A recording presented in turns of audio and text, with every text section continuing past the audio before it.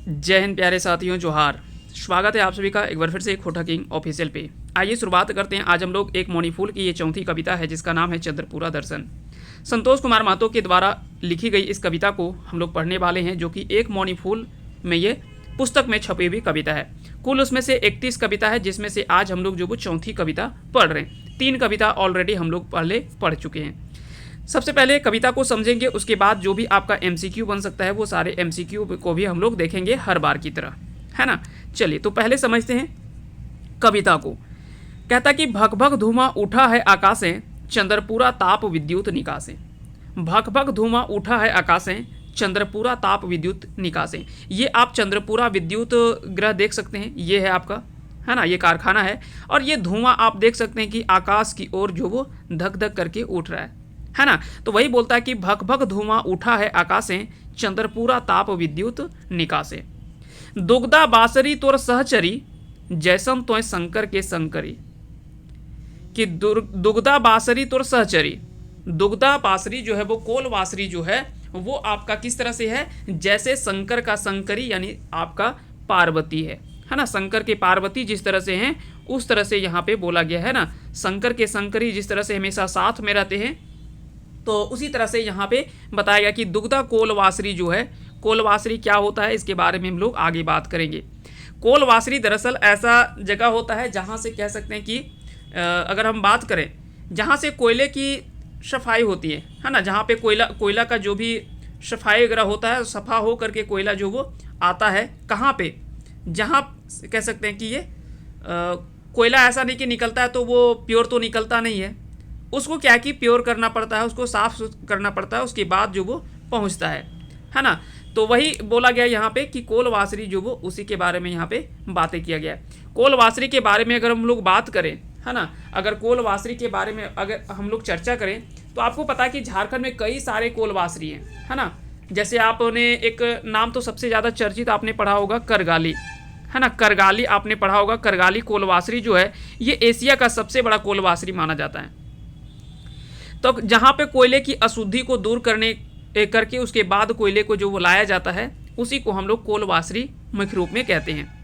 जैसे झारखंड में कई सारे हैं, बोकारो, लोधना, करगाली, दुग्धा, भोजूडी, पाथरडी, कर्णपुरा, कथारा जैसे कई जो वो कोलवासरी आपको झारखंड में मिल जाएंगे। तो ये आपको याद रखने, उसमें से करगाली जो वो एक महत्वपूर्ण है। लेकिन यहाँ पे दुग्धा का भी एक वहाँ पे कोलवासरी के बारे में चर्चा किया गया है।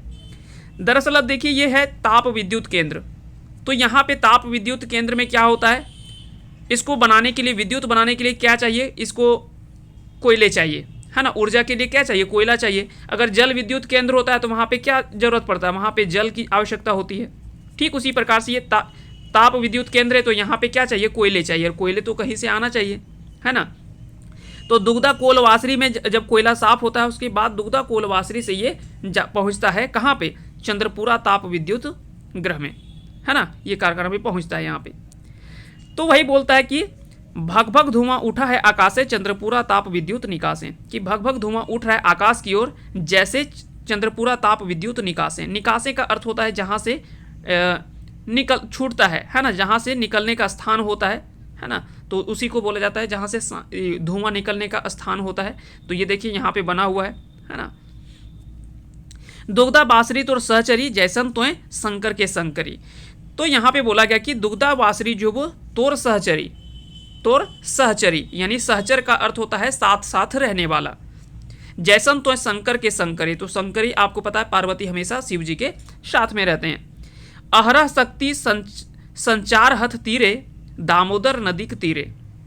अहरह शक्ति संचार हथ तीरे, दामोदर नदी के तीरे। अब तीरे का शब्द यहाँ पे क्या है, तीरे का नदी का तट, है ना, नदी का तट, या कह सकते हैं कि किनारे। इसको हम क्या बोलेंगे, किनारे या तो फिर तट बोल सकते हैं। ठीक है। रेल लाइन तोर कर धनी, रेल लाइन तोर कर धनी, तोय स्वामी के भामिनी। अब देखिए यहाँ पे 2 शब्द का प्रयोग किया गया, इसके बारे में भी हम लोग थोड़ा सा समझ लेते हैं, उसके बाद फिर हम लोग आगे बात करेंगे। तो सबसे पहले तो यहाँ पे बोला गया कि दुग्धा से यहाँ पे आता है कोलवासरी से कोयला जो वो आता है इस ताप विद्युत ग्रह में, जैसे तो शंकर के शंकरी।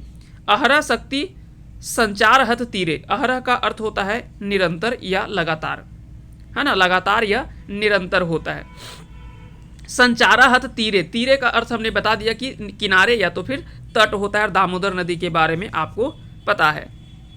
रेल लाइन तो करधनी, रेल लाइन जो वो आपका करधनी है। अब करधनी क्या होता है? तो करधनी दरअसल कमर में पहनने वाला एक, कह सकते हैं कि इस रूप में इसके बारे में हम चाहे तो ले सकते हैं एग्जाम्पल के रूप में, लेकिन चलिए हम लोग यहाँ पे बात करते हैं। ये देख सकते हैं शिव जी के बारे में, है ना। तो शिव जी के जो कमर में पहनने वाला करधनी होता है उसी के बारे में यहाँ पे बोला गया है। दरअसल करधनी का एक इतिहास, पूरा लंबा इतिहास रहा है। इसके बारे में अगर बात करेंगे तो एक लंबा चौड़ा इतिहास पूरा है। नरहरि सुनार की एक कहानी मानी जाती है जो कि करधनी को लेकर के। तो पंढरपुर की ये कहानी है जो कि नरहरि, क्या हुआ था ना कि नरहरि सुनार पंढरपुरा में था और तभी उनके दिल में काशी के भोले बाबा ने चुरा लिया था। तो उसके बारे में एक कहानी बताया जाता है कि शिव की भक्ति में ये इतने मगन हो गए थे कि पंढरपुर में भी विठल भगवान को ना तो वे कभी देखे और ना ही देखने के उत्सुक थे। यानी वो नरहरि जो सुनार था वो शिव जी का इतना बड़ा भक्त था कि शिव जी के अलावे किसी भी देवी देवता के यहाँ पे ना तो दर्शन करने जाता था और ना कभी उनके मंदिर में जाता था। वो केवल मानता था कि हम केवल शिव जी के ही भक्त हैं। नरहरि सुनारी का काम करता था, इसलिए जब सोने का जेवर बनाते थे तो उस समय भी शिव शिव का नाम लगातार वो देखते रहते और कहते रहते थे। इनके लिए बनाए गए दृश्यों में भी काफ़ी ज़्यादा दिव्य सौंदर्य झलकता था, है ना। उनके द्वारा जो भी दिव्य बनाया जाता था, जो भी मान लेते हैं कि बनाता था आभूषण, वो भी क्या था कि बहुत ही अच्छा हुआ करता था, है ना। तो उनके द्वारा जो बनाया आभूषण होता था वो काफ़ी अच्छा झलकता था। पंढरपुर में रहता था एक साहूकार जो कि विठल भगवान का एक बड़ा भक्त था। तो यहाँ पे दो चीज़ है, एक है शिव जी और दूसरा है विठल भगवान, है ना। तो पंढरपुर के विठल महादेव के बारे में आपने सुना होगा, विठल भगवान के बारे में। तो वहाँ पे क्या होता है ना कि एक तरफ उधर नरहरि सुनार जो रहता है वो केवल शिव जी का भक्ति करता है और वहीं पे एक साहूकार रहता है जो विठल भगवान का भक्त रहता है।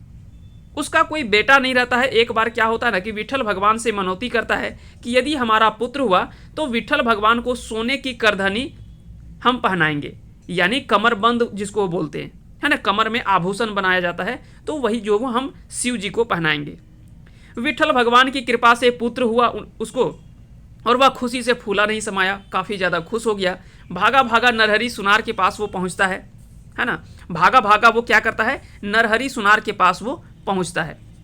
अब सुनार के पास पहुंचता है, उसके बाद में बोलता है कि हमारी मन्नत पूरी हुई है नरहरि जी, विठल भगवान ने हमें प्रसन्न प्रदान किया है, यानी खुशी दिया है, इसलिए मनौती के अनुसार से आज मैं विठल भगवान को रत्न जड़ित सोना की करधनी पहनाना चाहता हूँ। तो पहले तो बोलता है कि नरहरि जी बोलते हैं कि विठल भगवान का ठीक है, लेकिन पंढरपुर में आपके अलावा इस प्रकार की करधनी और कोई गढ़ नहीं सकता है। बोला कि देखिए हम आपके पास इसलिए आए हैं, नरहरि सुनार के पास इसलिए वो गया था क्योंकि उनको पता था कि आपके जैसा जो वो कोई आभूषण नहीं बनाया जा सकता है, ना ही बना सकता है। इसलिए आप जो वो कृपा करके मेरा आभूषण यह बना दें जो कि विठल जी को हमको जो वो यह करधनी पहनाना है। इस प्रकार से क्या होता है कि इसके लिए आप यह सोना ले लीजिए। सोना लेकर के जाता है और पांडुरंग मंदिर में चल करके विठल भगवान के कमर की नाप ले लें और जल्दी से करधनी तैयार कर दें। बोलते हैं कि आपको आखिर में मान लीजिए पता तो चलना चाहिए ना कि कितना बड़ा होना चाहिए, तो चल करके आप मंदिर चलिए और वहाँ पे जा करके नापी ले लीजिए विठल भगवान का। उसके बाद आकर के आप कमर का कमरधनी बना दीजिए, करधनी। पंढरपुर में आपके अलावा इस तरह से कोई बना नहीं सकता, इसलिए हम आपके यहाँ आए हैं। विठल भगवान का नाम सुन करके नरहरि जी बोले कि भैया मैं शिव जी के अलावा किन्हीं अन्य देवता के मंदिर में ना प्रवेश करता हूँ, ना किसी अन्य देवता के यहाँ जाता हूँ, इसलिए आप किसी दूसरे के यहाँ पे दूसरे सुनार और भी कोई दूसरे सुनार होंगे उनके यहाँ जा करके आप करधनी बना लें। लेकिन साहूकार बोला कि नहीं नरहरि जी, बनाएंगे तो आप ही से, काहे कि इस पूरे क्षेत्र में आप जो वो श्रेष्ठ सुनार के रूप में जाने जाते हैं पंढरपुर में, इसलिए और किन्हीं दूसरे व्यक्ति से तो हम नहीं बनाएंगे, बनाएंगे तो आप ही से और नहीं तो किसी से नहीं। विठल भगवान की कमर का नाप नहीं होता है तो अगर आप नहीं जाएंगे मंदिर तो मैं जाता हूँ और नाप लेकर के आ जाता हूँ आपके यहाँ। नरहरि जी ने मजबूरी में बोला कि चलो अब जब जिद तुम कर दिए तो जाओ, नाप ही लेकर के आओ, हम बना देंगे, लेकिन फिर भी हम मंदिर तो हम नहीं जाएंगे, क्योंकि हम दूसरे देवता को हम नहीं चाहते, हम केवल शिव जी के भक्त थे। साहूकार विट्ठल भगवान की कमर का नाप लेकर आ गया और नरहरि जी ने उस नाप का रत्न जड़ित सोने की करधनी बना दी। अब वो करधनी तो बना देता है जो सुनार होता है। अब जब साहूकार आनंद पूर्वक करधनी लेकर के जब आराध्य देव विट्ठल भगवान के यहाँ पहुँचता है मंदिर में, तो देखता है कि जब पुजारी करधनी विट्ठल भगवान के रूप में धारण कर लें, पहनाते हैं, तो वह क्या होता है, करधनी में 4 उंगली बड़ा हो जाता है, यानी वह करधनी जो होता है वो बड़ा हो जाता है। साहूकार करधनी लेकर वापस नरहरि जी के पास पहुँचता है, यानी जो सोनार था स्वर्णकार के पास पहुँचता है कि बोलता है कि देखिए कैसे आप बना दिए, करधनी तो 4 उंगली बड़ा हो गया, इसको थोड़ा छोटा कर दीजिए। फिर नरहरि जो स्वर्णकार था उसने थोड़ा सा छोटा कर दिया। अबर गए तो पता चला कि नहीं, अबर 4 उंगली छोटा हो गया। बोले कि अबर कैसा, अबर छोटा करने बोले तो कितना छोटा कर दिए, 4 उंगली छोटा हो गया। फिर बड़ा कर दिए, तो फिर बड़ा लेकर के गए, फिर पता चला कि 4 उंगली बड़ा हो गया। तो बड़ा कर रहे थे, 4 उंगली बड़ा हो गया, छोटा किए तो छोटा हो गया, एग्जैक्ट बन ही नहीं रहा था। साहूकार के अत्यधिक अनुनय विनय करने के पर नरहरि जी की बड़ी मुश्किल से विट्ठल भगवान के मंदिर में बोला कि अब नहीं होगा, आपको तो अब मंदिर जाना ही पड़ेगा, और जा कर के चलिए और नाप लेकर के आप स्वयं आइए और बना दीजिए। साहूकार के अत्यधिक जब अनुनय विनय होता है, उसके बाद नरहरि जी जो बड़ी मुश्किल से विट्ठल भगवान के मंदिर में जा कर के स्वयं नाप लेने को तैयार हुए। कहीं भी उन्हें विट्ठल भगवान के दर्शन ना हो जाएं, यह दिखावा उन्हें साहूकार के सामने यह शर्त रखी कि मंदिर में घुसने के पहले मैं अपनी आंखों पर पट्टी बांधूंगा। बोल दिया कि देखो भाई, हम मंदिर तो जा रहे हैं, लेकिन हम मंदिर घुसेंगे उसके पहले मेरे आंख में पट्टी बांध देना। हम किसी अन्य देवता को नहीं देखना चाहते, हम केवल शिव जी को देखना चाहते हैं, इसलिए मेरे आंख में पट्टी बांध देना। हम अंदाज से ही नाप ले लेंगे, हमको कोई दिक्कत नहीं, उसके बाद हम बना देंगे।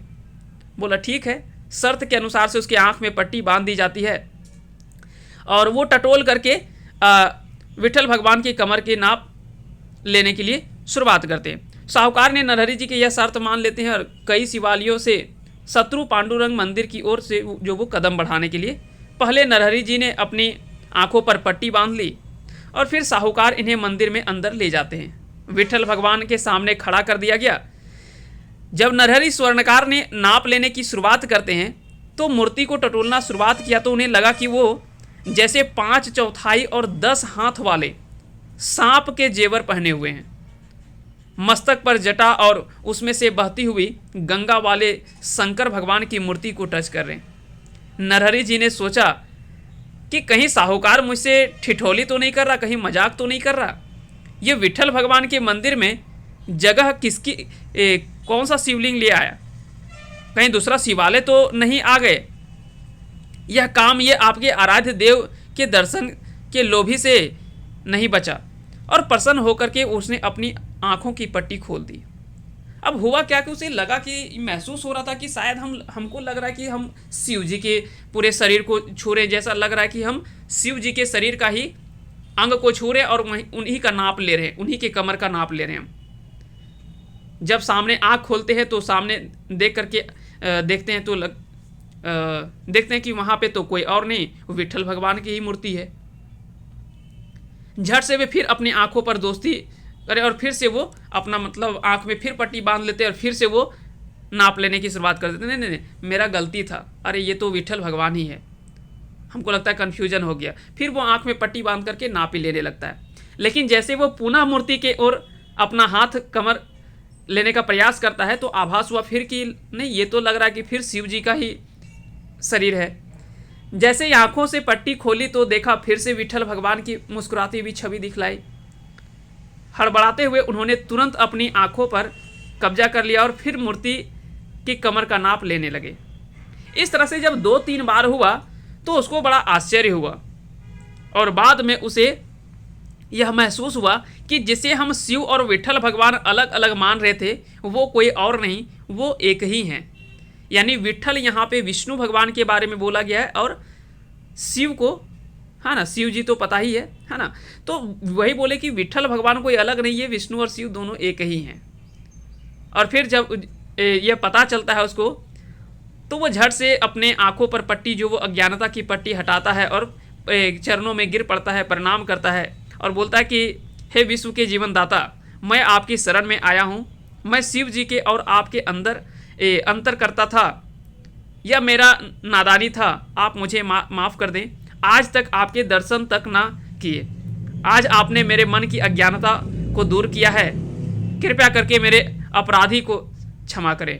हमने जो अपराध किया उसके लिए हमें क्षमा करें और माफ़ी नरहरि जी इस सब सरलता का विट्ठल भगवान रीझ गए और उनको बोले कि कोई बात नहीं, और उन्होंने जो वो उन्हें माफ़ कर दिए। नरहरि ने जब अगली बार जब नाप लेकर के जाते हैं और अगली बार जब करधनी बना करके लाते हैं, तो वो कह सकते हैं कि विट्ठल भगवान को रत्न जड़ित करधनी पहने हुए नरहरि जी और साहूकार बड़ा भाव विभोर हो गए।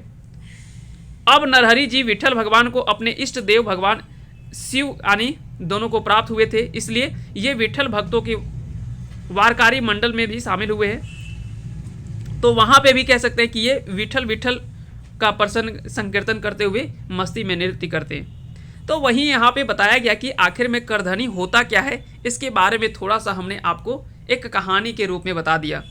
हो सकता है कि थोड़ा सा यह वीडियो लंबा हो जाए, लेकिन कोई बात नहीं, कभी कभी चीज़ें कुछ नया चीज़ सीख लेना चाहिए, है ना।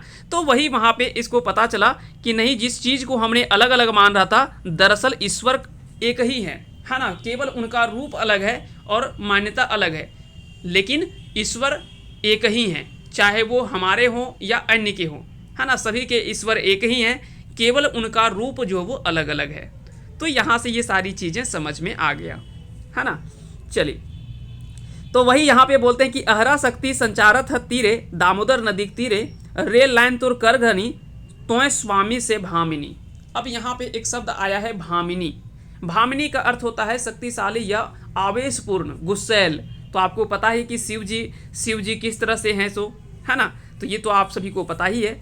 और देखिए यहाँ पे जब आप बाबा बैद्यनाथ का मंदिर जाएंगे, तो ये देखिए शिव जी और ये है पार्वती का मंदिर, है ना। और दोनों के बीच में ये जुड़ाव आपको दिख रहा होगा, ये करधनी के रूप में, है ना। ये दोनों के जुड़ाव के रूप में माना जाता है। तो ठीक उसी प्रकार से यहाँ पे मान लेते हैं कि ये ए है और ये बी है।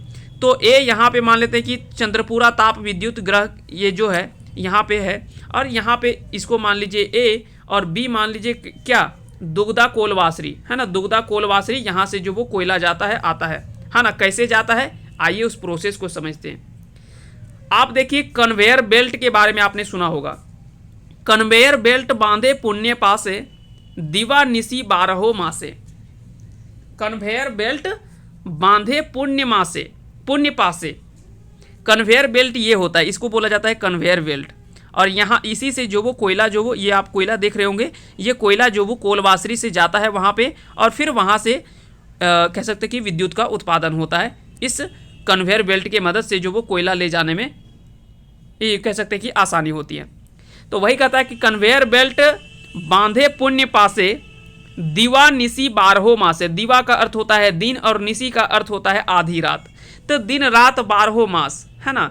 कन्वेयर बेल्ट जो वो हमेशा बंधा रहता है साथ पास में ही, और पास में कहाँ पे बंधा हुआ है आपको पता चल गया कहाँ पे, तो दुग्धा जो वो यहाँ पे दुग्धा में जो वो करगाली जिस तरह से है उस तरह से दुग्धा है, ये सभी कोलवासरी है। और यही कोलवासरी से कोयला जो वो कन्वेयर बेल्ट की मदद से पहुंचता है पतरातू बोलते हैं चंद्रपुरा पहुंचता है, जो कि यह ताप विद्युत ग्रह जहां पे स्थित है। फिर आगे बोलते हैं कि भगभग धुआं उठा है आकाशें, चंद्रपुरा दर्शन ताप विद्युत निकासें। तो ये आपको 2 लाइन जो वो बार बार रिपीट करेगा, इसलिए इसका मीनिंग एक ही है ना। भगभग धुआं उठा है आकाशें, यानी धुआं उठ रहा है ऊपर में, चंद्रपुरा दर्शन ताप विद्युत निकासें, है ना। ताप विद्युत का निकासें जहाँ से निकलने का स्थान है, वहाँ से धुआं जो वो धक धक करके उठ रहा है ऊपर आकाश की ओर। जंगल झाड़ी जतेक झुरमुट, जंगल झाड़ी जतेक झुरमुट, लागत तोर सभे जटा जूट। यानी जितना भी यहाँ की जंगल झाड़ी है वो सभी लग रहे कि यहाँ के जंगल आपकी जटा है ना। ये आपकी जटा का प्रतीक माना गया है ना। यहाँ पे शिव जी के कुछ कह सकते हैं कि जो भी अंग है उनका प्रतीक यहाँ पे प्रतीक के रूप में बहुत कुछ देखा गया है ना। उसके बारे में आगे हम लोग एक एक करके सभी चीज़ों के बारे में चर्चा भी करेंगे। तो बोलता है कि यहाँ की जो जंगल झाड़ है वो आपकी जटा का प्रतीक माना गया है, जैसा लग रहा है, जैसे लग रहा है कि यहाँ के जो भी जंगल झाड़ है वो आपकी जटाएं हैं। गोदो नाला घोटायल वारी याद दे है मोहे सुरसरी। अब यहाँ पे एक शब्द आपको दिख रहा है सुरसरी, है ना। सुरसरी का अर्थ क्या होता है? अब सुरसुरी वो वाला सुरसुरी ना समझिएगा। सुरसुरी का अर्थ क्या होता है? एक तो होता है सुरसुरी जो हमारे शरीर में, आप सभी को पता है कि शरीर का किसी अंग में लगता है नहीं कि जैसे कोई कीड़ा अगर जो वो रेंग रहा है या चल रहा है, तो वो सुरसुरी एक अलग होता है।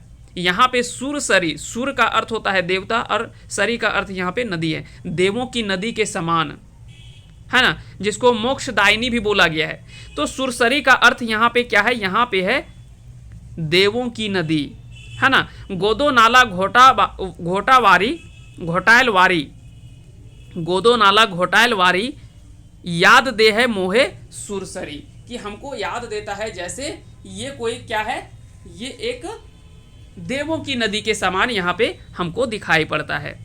अब सुरसरी के बारे में तुलसीदास जी ने एक शब्द लिखा है कि सुरसरी जल कृत बारुनी जाना, कबहू न संत करही ते ही पाना। सुरसरी जल कृत बारुनी जाना, कबहू न संत करही ते ही पाना, यानी कि गंगा जल से भी अगर बनाई हुई मदिरा हो उसको भी जानकर अगर संत लोग जो वो कभी उसका सेवन नहीं करते हैं। सुरसरी जल कृत बारुनी जाना, कि अगर सुरसरी जल, कि अगर गंगा जल से भी बनाया हुआ अगर मदिरा यानी शराब अगर जान ले कि कोई भी, अगर कहीं संत अगर जान ले कि यह मदिरा गंगा जल से भी बना हुआ है, फिर भी उसका सेवन जो वो नहीं करते हैं। सुरसरी मिले सो पावन जैसे, ईस अनी सही अतरु तैसे, कि पर वही गंगा जी में मिल जाने पर वह पवित्र हो जाता है। ठीक उसी प्रकार से ईश्वर और जीव में यहाँ पे अंतर समझाने का प्रयास जो वो तुलसीदास जी के द्वारा किया गया था, है ना, कि ईश्वर और जीव में क्या अंतर है, उसके बारे में यहाँ पे इन्होंने एक सुंदर लाइन लिखा है। तो वहाँ पे सुरसरी का अर्थ जो है वो उन्होंने बताया है गंगा जल, है ना। तो गंगा जल यहाँ पे सुरसरी का अर्थ जो वो तुलसीदास जी ने लिखा है इसके बारे में। चलिए आगे बढ़ते हैं, आते हैं अगली लाइन पे। राशि राशि आवास साला, सभे तोहर गलक माला, कि राशि राशि यानी अलग अलग जो भी यहाँ पे आवास शाला है। अब देखिए फैक्ट्री में कई लोग काम कर रहे होते हैं और सबका आपको पता है कि सबको एक जो वो क्या मिला रहता है, सबको अपना अपना आवास मिलता है ना, सरकारी आवास जो मिलता है ना, सबको सरकारी आवास मिला हुआ होता है जो भी वहाँ पे फैक्ट्री में काम कर रहे होते हैं। तो वो बोल रहे हैं कि राशि राशि आवास शाला, शाला का अर्थ क्या होता है? आश्रय स्थान जो होता है ना, जैसे पाठशाला, तो पाठ जहाँ पे शिक्षा, विद्यालय, विद्या का आलय यानी रहने का स्थान, विद्या का आलय जहाँ पे विद्या का घर हो, है ना, तो वही पाठशाला जहाँ पे पाठ वगैरह मतलब पढ़ा लिखा जा रहा हो। आवासशाला यानी जहाँ पे रहने का स्थान हो, उसे आवासशाला कहा गया है। तो वही बोलता है कि अलग अलग जो घर हैं, है ना, ये अलग अलग आपको पता है कि ए बी इस तरह से बनाया जाता है अलग अलग, है ना, जहाँ पे रहने वाले। तो बहुत ज़्यादा हमको आइडिया थोड़े ना, हम थोड़े रहे हैं इस सब जगह, लेकिन फिर भी हम बता दे रहे हैं थोड़ा बहुत। राशि राशि आवासशाला, सभे तोहर गलेक माला, कि ये सभी आवासशाला जो जितने भी यहाँ पे कह सकते हैं कि जितने भी यहाँ पे कर्मचारी रहते हैं, उनकी जो कॉलोनियाँ हैं, वो सभी ऐसा लग रहा है जैसे शिव जी की गले की माला है ये। और एक माला में देखते हैं कितने मोतियों होते हैं, कितने मोती से मिल करके पिरोए जाते हैं ना। तो वही बताते हैं कि यहाँ पे जितनी भी जो दिखाए जा रहे हैं वो लग रहा है जैसे आपके गले के माला है ना। तो ये गले की माला जो है वो शिव जी का, ये ऐसा लग रहा है जैसे ये आवास जितने भी कॉलोनियाँ हैं वो सभी लग रहा है कर्मचारी का कॉलोनी जो वो शिव जी के गले का माला है। नाना कारेक पानी नाली, लागत तोहर स्नायु मंडली, कि नाना कारेक पानिक नली, यहाँ पे जितने भी नदी नाला के पानी जो बह रहे हैं वो लगते हैं कि स्नायु मंडली। अब स्नायु मंडली का अर्थ क्या होता है? स्नायु मंडली के बारे में अगर बताएं तो यहाँ पे स्नायु मंडली का अर्थ, स्नायु के बारे में आपको सिंपल याद रखना है, इसका अर्थ होता है लिगामेंट्स। स्नायु को इंग्लिश में क्या बोला जाता है? लिगामेंट्स, है ना, इसको बोलते हैं लिगामेंट्स। तो अगर आपने साइंस पढ़ा होगा तो लिगामेंट्स के बारे में आपने पढ़ा होगा कि दो हड्डियों को जोड़ने का जो स्थल होता है उसको लिगामेंट्स कहा जाता है, और हड्डियों और पेशियों को जोड़ने के लिए उसको टेंडन कहा जाता है। तो ये साइंस में आपने पढ़ा होगा। तो स्नायु मंडली यहाँ पे हालांकि इसका अर्थ जो वो शरीर के कह सकते हैं कि जो नस होता है ना, जो सभी होता है, तो उसी के बारे में यहाँ पे बातें किया गया है ना, कि यहाँ पे जो भी नदी नाला है वो सभी लग रहे हैं लागा है तोहर स्नायु मंडली है। ठीक है, अब देखिए स्नायु मंडली का अर्थ है यहाँ पे जैसे कि पूरा जो पानी जाने का पूरा शरीर में जो एक दूसरे से जगह जाता है, तो कितने सारे स्थान होते हैं जहाँ से इधर उधर पानी जो वो आया गया हुआ है, एक पाइपलाइन के टाइप से मान सकते हैं ना, कि उस तरह से जो पूरा घूम रहा है। भग भग धुआं उठा है आकाशे, चंद्रपुरा ताप विद्युत निकासे। रेल रास्ता तोर यज्ञ पवित्र, रेल रास्ता तोर यज्ञ पवित्र, पार हवैत सभे भयभीत। कि रेल रास्ता जो यहाँ का है वो आपके यज्ञों पवित्र के समान है। जो आप ये यज्ञों पवित्र जो है ना, ये यहाँ पे पहने हुए हैं, जिसको जनेऊ कहा जाता है ना, जनेऊ कहते हैं हम लोग। तो जनेऊ के समान आपको यहाँ का जो रेल रास्ता है वो आपके जनेऊ के समान है, जिसे पार करने में यानी पास करने में लोगों को भय होता है। आपको पता है कि रेल रास्ता को पार करने में सबको डर होता है, सबको भय होता है ना, क्योंकि वहाँ पे खतरा रहता है। आगे लिखते हैं कि पास पासिक जंक्शन चंद्रपुरा, कि सामने ही एक जंक्शन है जिसका नाम है चंद्रपुरा। जैसन तोर भाल चंदन अधूरा, जैसन तोर भाल चंदन अधूरा। कि यहाँ पे पास में ही एक जंक्शन है जिसका नाम है क्या, चंद्रपुरा जंक्शन। जैसन तोर भाल चंद्र अधूरा, भाल चंद्र अधूरा। अब यहाँ पे क्या कि भालचंद्र का अर्थ क्या है, अब यहाँ पे भालचंद्र के बारे में अगर बताए तो मस्तक पर जो चंद्रमा है शिव जी का, है ना, शिव जी का जो मस्तक पर चंद्रमा है उसी के बारे में यहाँ पे बातें किया गया है। रांगा माटिक गराम देव देविक थाने, तोहें अवतरीन अमेरिका के रीने। अब देखिए यहाँ पे बोलता है कि देखिए दरअसल यहाँ पे सिंपल समझिए, जो चंद्रपुरा है ना, ये पूरे चंद्रपुरा जो ताप विद्युत केंद्र है इसको शिव जी मान लिए गए, है ना। ये किसका प्रतीक है, शिव जी के ये प्रतीक है। अब ऐसा क्यों है, क्योंकि भारतीय प्रधानमंत्री जो थे जवाहरलाल नेहरू, उन्होंने कहा था कि आज के जो कल कारखाने हैं वो आधुनिक समय के लिए कह सकते हैं कि तीर्थ स्थल के जैसे होंगे, है ना, कि आज के कल कारखाने जो वो औद्योगिक केंद्र जो हैं वो सभी आधुनिक तीर्थ हैं। अब बोले कि ऐसा बात है तो चलो भाई, जब इसको तीर्थ स्थल, तो यहाँ पे इनको जो वो शिव जी मान लिया, चंद्रपुरा ताप विद्युत केंद्र जो गिरा है वहाँ का स्थल को जो वो इन्होंने शिव जी मान लिया। और जहाँ से कोयला आ रहा है ना, जहाँ से कोयला आ रहा है कोलवासरी, है ना, उनका जो वो शंकरी, उसे जो वो शंकरी मान लिए हैं। तो उसके बारे में आगे हम लोग चर्चा करेंगे। तो वही बोलते हैं कि यहाँ पे रंगामाटी, अब रंगामाटी गाँव है और जहाँ पे यह चंद्रपुरा ताप विद्युत केंद्र जो वो स्थापित है उसका ना गाँव, उस गाँव का नाम है रंगामाटी, है ना।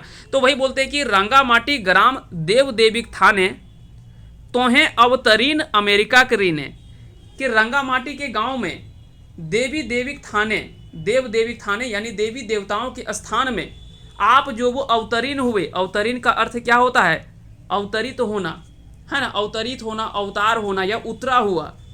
कि आप इस स्थान में जो वो उतरे, कैसे, अमेरिका के ऋण, अमेरिका के कर्ज से। आपको पता है कि चंद्रपुरा ताप विद्युत ग्रह जो वो स्थापना हुआ था वो अमेरिका के मतलब सहयोग से। आपने अलग अलग चीज़ें बहुत कुछ सुना है कि यहाँ का जो फैक्ट्री है या उद्योग है वो रूस के सहयोग से हुआ है, तो वहाँ चेकोस्लोवाकिया के सहयोग से स्थापना हुआ, ये अमेरिका के सहयोग से स्थापना हुआ, ये ब्रिटेन के सहयोग से स्थापना हुआ है। तो वो दरअसल क्या होता था कि उस समय भारत के पास उतने पैसे नहीं थे, इसलिए वो क्या करते थे, कर्ज लिया करते थे इन लोगों से, और कर्ज लेकर के उसकी स्थापना जो वो किया था। तो वही बोलते हैं कि रंगामाटी ग्राम देव देविक थाने, तोहें अवतरीन अमेरिका करीने। कि आप इस रंगामाटी के गांव में देवी देवताओं के स्थान पे आप अवतरीन हुए यानी उतरे अमेरिका के रीने यानी अमेरिका से, अमेरिका के सहयोग से। निवेदन करा यो विश्व बंधु गणे, आवह CTPS दर्शन है। कि हम निवेदन करते हैं विश्व के सभी बंधु यानी सभी भाइयों को, है ना, सभी भाई बहनगण को, सबको हम जो वो निवेदन करते हैं कि आप सभी आइए CTPS दर्शन यानी Chandrapura CTPS, Chandrapura thermal power station, Chandrapura thermal power station CTPS दर्शन करने के लिए आप सभी आइए, हम विश्व के सभी भाइयों से आग्रह करते हैं, निवेदन करते हैं। कोनो संकोच करिया ना मने। कि कोई भी संकोच अपने मन में ना करिए, हतो पूरन मनोवांछा नव तीर्थ स्थाने। अब यहाँ पे बात करते हैं कि हतो पूरन मनोवांछा, यानी जो भी मनवांछित फल, यानी जो भी आपके मन में इच्छा होगा वो सभी पूरा होंगे इस तीर्थ नव तीर्थ स्थान है। अब देखिए यहाँ पे आगे हम लोग बात करेंगे आखिर में ऐसा जो वो इन्होंने तीर्थ स्थान के रूप में क्यों बोला है ना, तो इसके बारे में भी आगे हम लोग बात करेंगे। दरअसल यहाँ पे मनोकामना इसलिए बोल रहे हैं ना कि अगर यहाँ पे मान लेते हैं कि किसी व्यक्ति का नौकरी लगता है तो उनके कई सारे मनोकामना पूरा हो सकता है ना, वो अपने परिवार को खुशी रख सकते हैं और भी कई तरह के मनवांछित कामना उनका जो वो पूरा हो सकता है ना। तो उसी प्रकार से यहाँ पे जो वो तीर्थ स्थान का अर्थ यहाँ पे बताया गया कि मन एक संतुष्टि मिलो है, कि यहाँ पे संतुष्टि जो वो मिलेगा अगर यहाँ पे किसी व्यक्ति को नौकरी मिल जाता है तो। ठीक है, तो ये सिंपल ये कहने का इनका अर्थ है। आगे बोलते हैं कि भगभग धुआं उठा है आकाशें, चंद्रपूरा ताप विद्युत निकासें। चंद्रपूरक जैसन स्वच्छा लोक, दिहा मोहे तैसन ज्ञानालोक। कि चंद्रपूरक जैसन स्वच्छालोक यानी शौचालोक है ना, दिहा मोहे तैसन ज्ञानालोक। तो यहाँ जब आप आएंगे तो कई तरह की चीज़ें आप सीख करके जाएंगे, है ना। ऐसा नहीं है जब आप कई तीर्थ स्थल पहुँचते तो वहाँ पे बहुत कुछ सीख करके आप आते हैं, है ना, बहुत सारी मनोकामनाएं पूरी होती है। तो ठीक उसी प्रकार से बोला गया कि जब आप यहाँ पे आएंगे चंद्रपूरा ताप विद्युत केंद्र में जब आएंगे तो यहाँ से भी आप जो बहुत कुछ सीख करके जाएंगे। आगे लिखते हैं कि प्रकाश है गोटा भूमंडलें, जैसन तोर त्रिनेत्र भाले। कि प्रकाश है गोटा भूमंडले। अब देखिए रात में जब आप जाइएगा ना तो यहाँ पे देखिए कुछ इस तरह से जगमगाता हुआ ये नजर आएगा, क्योंकि देखिए यही इसी के कारण से तो पूरा क्या है विद्युत का उत्पादन हो रहा है ये सबसे, और विद्युत का उत्पादन हो रहा है तो कह सकते हैं कि विद्युत प्रकाश तो पूरा फैलेगा ही, है ना। हालांकि यहाँ पे बात किया गया कि प्रकाश है गोटा भूमंडलें, जैसन तोर त्रिनेत्र भाले। जैसे आपके त्रिनेत्र है, तो ये त्रिनेत्र है शिव जी का, आप ये अच्छे से देख पा रहे होंगे, है ना। तो बोलते हैं कि ठीक उसी प्रकार से इस भूमंडल में प्रकाश फैला हुआ है जैसे आपके त्रिनेत्र से पूरा प्रकाश जो वो फैला हुआ है। झरना डीहेक पासे पछिया बात से, दिन रात उड़ा है तोर बाहु दुय पासे। कि झरना डी के पासे पछिया बतासे, है ना, पछिया बतासे यानी हवा बतास नहीं बोलते कि थोड़े हवा बतास लगेल थी, है ना, हवा बतासे दिन रात उड़ा है। तो झरना डी क्या है, वहीं जगह का नाम है, वहीं पे स्थल एक है जहाँ पे बोलते हैं कि पासे पछिया, यानी जब पश्चिम की ओर से जब हवा बहती है, पश्चिम दिशा से पछिया हवा नहीं बोले, पछिया हवा बह रहे, पुरवैया बह रहे, है ना। तो बोलता है कि जब झरना डी के पास है पछिया बतासे, पछिया हवा बतास जब चलता है, दिन रात उड़ा है तोर बाहु दुई पासे। तोर बाहु दुय पासे यानी आपके बाहु दोनों जो बाहु है उसके जैसे। अहरह धुआं फेंका है आकाशें। अहरह का अर्थ होता है लगातार। कि अहरह धुआं फेंका है आकाशें, जैसन गांजा धुआं दुय नासिक से। कि ये यहाँ पे लगातार जो वो धुआं फेंकता है आकाश की ओर। आप यहाँ पे देख सकते हैं कि आकाश की ओर निरंतर धुआं जो वो फेंक रहा है, कैसे, जैसे गांजा का धुआं फेंका है नासिक से। जैसे नाक का जो है ना धुआं, जब गांजा पीने के बाद में देखिएगा कई लोग जो इस तरह से धुआं जो है निकलता है ना, देखिए यहाँ पे धुआं निकल रहा है ना, तो उसी के बारे में यहाँ पे एक दूसरे से तुलना किया गया, प्रतीक के रूप में बताया गया है। भगभग धुआं उठा है आकाशें, चंद्रपूरा ताप विद्युत निकासें। कि धक धक करके धुआं जो वो भगभग करके धुआं उठ रहा है आकाश में, जैसे चंद्रपूरा ताप विद्युत निकासे। आगे लिखते हैं कि संतोष कुमारे की यह विनती, जाने नाही कौन हो युक्ति। कि संतोष कुमार की यही विनती है कि ये कोई एक गरीब व्यक्ति है, ये कोई युक्ति नहीं जानता है, ये केवल आपका एक भक्त है। पद तले स्थान दिहा मोहे, कि अपने चरण में हमें स्थान दीजिएगा। जैसन देलहोक मोर पर पिता मोहे, है ना, पर पिता। और पर पिता क्या होता है, देखिए अब यहाँ पे नाम है, अपना स्वयं है, नाम है, इसके ऊपर में होता है पिता, है ना, पिता होता है, उसके ऊपर में दादाजी होते हैं ना, दादाजी होते हैं, या पर पिता इसको बोला जाता है, पर पिता, है ना। उसके ऊपर में होता है पर पितामह होता है, इस तरह से बढ़ता जाता है, पिता पर पिता, है ना, पर पितामह, इस तरह से बढ़ता जाता है। तो वही बोलता है कि हमारे जो ऊपर के जो भी थे उनको जिस तरह से अपने चरण में स्थान दिया, ठीक उसी प्रकार से हमें भी आगे जो वो अपने पद पर स्थान दिया मोहे, जैसन दिलहक मोर पर पिता मोहे, है ना। द्वापर गंगा नदी के पासे, तपस्यारत हिये हमें पास हिये आसे। अब देखिए द्वापर नदी गंगा नदी के पासे, है ना, द्वापर गंगा नदी के पासे तपस्यारत हिये हमें आसे। इसका अर्थ क्या है कि आपको पता है कि संतोष कुमार जी का जो नौकरी हुआ था, वो शिक्षक के रूप में जो नौकरी हुआ था वो चंद्रपुरा में ही हुआ था। तो वही बोल रहे हैं कि हम तो यही तीर्थ स्थल के सामने ही हैं बस, और यहीं पे तपस्यारत जो वो हम भी काम करते हैं। तो हमको भी यहाँ पे जो वो रहने का सौभाग्य प्राप्त हुआ है, और आप सभी भी जरूर आइए। विश्व के सभी लोगों से भी आग्रह करते हैं कि आप सभी भी यहाँ पे जरूर आइए। भग भग धुआं उठा है आकाशे, चंद्रपुरा ताप विद्युत निकासे। कि भग भग धुआं उठा है आकाशे, चंद्रपुरा ताप विद्युत निकासे। कि यहाँ से धुआं लगातार उठ रहा है आकाश की ओर, चंद्रपुरा ताप विद्युत निकासे, जहाँ से धुआं निकलने का स्थान है। आइए अब कुछ महत्वपूर्ण प्रश्नों को हम लोग जो वो देखने का प्रयास करते हैं। चंद्रपुरा दर्शन केकर लिखल रचना लागे, तो संतोष कुमार महतो जी के द्वारा लिखी गई यह कविता है। अगला सवाल है कि चंद्रपुरा दर्शन कौन किताब में छपल है, तो यह एक मौनीफूल में छपी हुई कविता है। अगला सवाल है कि चंद्रपुरा दर्शन कैसन कविता लागे, तो यह एक प्रतीकात्मक कविता है, यह एक प्रतीकात्मक कविता के रूप में जाना जाता है। अगला सवाल है कि चंद्रपुरा ताप विद्युत कारखाना केकर प्रतीक रूप में देखल गेल है, तो यहाँ पे शिव जी का प्रतीक रूप में दिखाया गया है चंद्रपुरा ताप विद्युत कारखाना को। आजकल के कल कारखाने औद्योगिक केंद्र आधुनिक तीर्थ हैं, ये बात के कहल हला। तो यह बात जो वो भारत के पूर्व प्रधानमंत्री जवाहरलाल नेहरू के द्वारा यह बात जो वो बोला गया था, और यही आधुनिक तीर्थ स्थल, अब तीर्थ स्थल को लेकर के इसीलिए यहाँ पे संतोष कुमार महतो जी ने जो वो क्या है चंद्रपुरा को जो वो तीर्थ स्थल के रूप में यहाँ पे इनको जो वो शिव जी के रूप में बताया है ना। चलिए आगे बढ़ते हैं। अगला सवाल है कि CTPS के पूर्ण रूप की है, तो CTPS का पूर्ण रूप है चंद्रपुरा थर्मल पावर स्टेशन, इसका जो वो पूरा रूप है, तो ये भी आपको याद रखनी है। अगला सवाल है कि चंद्रपुरा थर्मल पावर स्टेशन की स्थापना कौन बच्छर भेल रहे, तो अक्टूबर 1965 में चंद्रपुरा थर्मल पावर स्टेशन का स्थापना जो वो किया गया था। यह भी सवाल हो सकता है कि आपसे पूछ ले एग्जाम में। अगला सवाल कि CTPS के लेतारे सही कथन ना है, इनमें से कौन सा कथन जो वो चंद्रपुरा थर्मल पावर स्टेशन के संदर्भ में सही नहीं है, तो Chandrapura thermal power station Bokaro जिला में स्थित है, बिल्कुल सही है। इसकी स्थापना अमेरिका के सहयोगी अक्टूबर 1965 में भेल है, ये भी सही है, ये भी सही है। एकर उत्पादन क्षमता 780 मेगावाट है, यह भी सही है।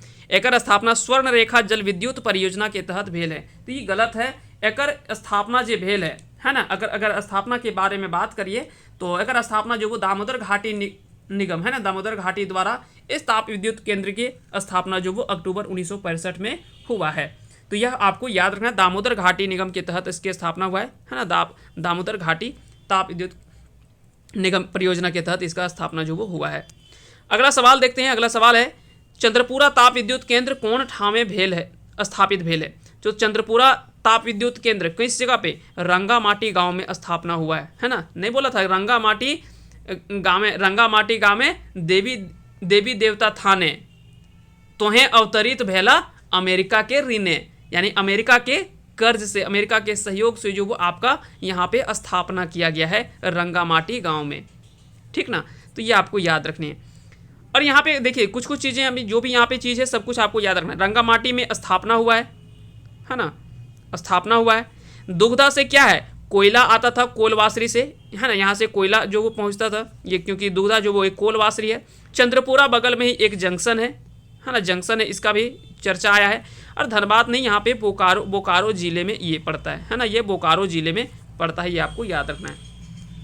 अगला सवाल है कि चंद्रपुरा ताप विद्युत केंद्र के लेतारे गलत उत्तर छांटा, चंद्रपुरा ताप विद्युत केंद्र के लेतारे गलत उत्तर छांटा, तो CTPS रंगामाटी गांव में स्थापित भेल है, ये बिल्कुल सही है। CTPS में कोयला दुग्धा कोलवासरी से आवो, ये भी सही है। CTPS के समीपे चंद्रपुरा जंक्शन है, ये भी सही है। CTPS झारखंड के धनबाद जिला में स्थापित भेल है ना, ये गलत है, काहे कि ये बोकारो जिला स्थापित भेल है। अगला सवाल है कि गलत मिलान के छांटा, अब एक तरफ आपको दिया है कि किसका कौन सा स्थान जो वो किसका प्रतीक के रूप में यहाँ पे बताया गया है, तो बताएं कि CTPS जो है पतरातू थर्मल पावर स्टेशन, ये शिव जी का प्रतीक बताया गया, शिव जी का करघनी का नहीं। तो गलत तो ए ही है, बाकी की चीज़ें आपको ध्यान रखना है। यहाँ का चिमनी पाइप जो प्रतीक है वो शिव जी के नाक के निकास, यानी चिमनी का जो पाइप हमने आपको बताया ना कि 2 पाइप जो था जहाँ से धुआं निकल रहा होता है, वो पाइप बताया गया कि शिव जी के नाक के निकासे, यानी जहाँ से श्वास लेते हैं नाक से, तो उसके बारे में यहाँ पे बताया गया है। चंद्रपुरा जो स्टेशन है वो शिव जी के माथा के ऊपर में जो चांद है उसके रूप में बताया गया है ना।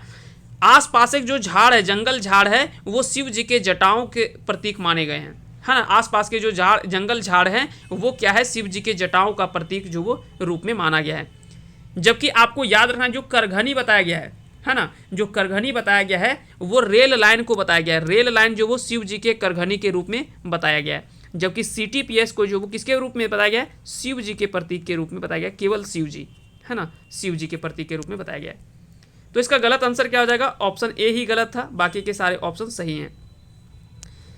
अगला कि गलत मिलान के छांटा, इनमें से कौन सा मिलान जो वो गलत है। तो रेल रास्ता को किसके रूप में बताया गया है, जनेऊ के रूप में, है ना। शिव जी के जनेऊ का प्रतीक जो बताया गया यहाँ का रेल रास्ता, जिसको पार होने में भय लगता है लोगों को। रेल लाइन कैसा बताया गया है, शिव जी के करघनी रकम, है ना, शिव जी के करघनी के जैसा बताया गया है रेल लाइन। दुग्धा बासरी कैसे रूप में बताया गया है, शिव जी के सहचरी, यानी जो हमेशा साथ में रहने वाला हो। अब देखिए सहचरी का अर्थ क्या होता है, सिंपल समझिए। मान लेते हैं कि कोई ऐसा 2 चीज है, नहीं समझ में आएगा तो इस तरह से समझिए, एक हाइड्रोजन है एक ऑक्सीजन है। जब तक ये एक दूसरे से मिलेंगे नहीं तब तक पानी बनेगा नहीं, है ना। पानी बनने के लिए क्या चाहिए, हाइड्रोजन भी चाहिए और ऑक्सीजन भी चाहिए। तो जब तक ये दोनों मिलेंगे नहीं तब तक ये जो वो पानी बनेगा नहीं। तो ठीक उसी प्रकार से सहचरी का अर्थ होता है एक दूसरे को कह सकते कि पूर्ण करने वाला। जब तक कोयला नहीं आएगा तब तक ताप विद्युत केंद्र कोई काम कर पाएगा क्या, नहीं हो पाएगा। अब मान लीजिए बोलते हैं कि जल विद्युत केंद्र, और वहाँ पे जले नहीं है, तो कहाँ से होगा, वहाँ पे जल होना चाहिए तभी ना वो कर पाएगा। तो ठीक उसी प्रकार से जब तक ये कंप्लीट होकर के दोनों मिल करके H2O नहीं बनाएगा तब तक ये जो वो पानी नहीं बनेगा, है ना। चलिए उसके अलावे है उठल धुआं जो वो शिव जी के स्नायु मंडली ना, उठल धुआं जो बतावल गेल है, उठल जो यहाँ पे धुआं है, जो धुआं उठो है वो ककर रूप में बतावल गेल है, वो बतावल गेल है शिव जी के गांजा से उठल जो गांजा से जो उठो है ना धुआं, ओकर रूप में बतावल गेल है। जबकि शिव जी के स्नायु मंडली जो बतावल गेल है वो ककर प्रतीक रूप में बतावल गेल है। नाना रकमेक जो पसिक नली है, यहाँ पे नाना रकमेक नदी नाला जो है ओकरा बतावल गेल है ना। नदी नाला जो नाना रकमे के यानी कई तरह के नदी नाला जो है, नदी नाला, है ना, ओकरा बतावल गेल है स्नायु मंडली के रूप में।